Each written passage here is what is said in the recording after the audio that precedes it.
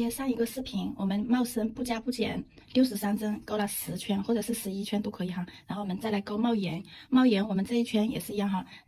连接这一针给它做个引拔。然后我们现在来接这个帽顶这里的8+1哈，现在勾8+1，隔8针加1针，来锁1针，在这个捆里面啊，取下记号扣，在这个捆里面给它勾一个短针出来，第一个针目啊。然后我们隔8+1用的汉堡加针法，汉堡加针法织出来的帽顶比较圆润饱满好看，然后中间就是4针哈，挑4针啊，1、2针啊，3针、4针，因为它是双数啊，我们前面也讲了，双数的话给它分开4针，然后在第5个针目里面给它加1针，加一个短针，一个捆里面勾2个针目的短针啊，然后我们再隔4格，再是短针，1个、2个。3个，好，4个，我们这一组已经做好了。我们下一组的话是隔8个，再加一个啊，挑8个短针，在第9个格子里面加1针。我们以此类推，就是按照这个方法一直到最后这个点结里面来。我们这一圈的隔8+1已经勾好了，勾好的话是70个小辫子啊，你们去数一下。然后同样，我们再来与这一个做个连接啊。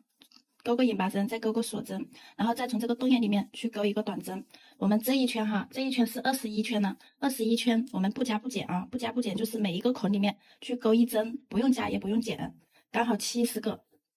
短针，每一个捆里面勾1针哈，勾完这一圈。然后我们这一圈勾完了，70针不加不减，连接的地方都是一样哈，一直都在这个位置，给它戳进去，拉出来，给它引拔一下，然后拉紧，给它锁上1针，然后在这个捆里面，我们给它来一个短针，然后又就是下一排的第1针，做上记号扣，引拔针连接在这个地方，然后我们现在又勾到22圈，22圈就是隔9+1，我们现在第1针了，第2针，第3针，第4针，第5针，第6针。第7针，第8针，第9针，勾完9针，然后我们在第10针这个捆里面加1针哈，就是加针的话就是一个捆勾2个短针，这叫做加针。然后接下来按照隔9+1、隔9+1的自行的去完成到这里来。22圈隔9加1针已经完成，完成的话是77针的针目啊，然后取下记号扣，重复的动作，然后一样的哈，连接中间的线都是一样的去连接，先给它做个引拔拉紧，给它锁上1针，然后在这个捆里面再给它勾短针。一样的方法重复去做，然后我们下一圈就是不加不减哈，在每个针目里面也不用加也不用减针，然后勾77个。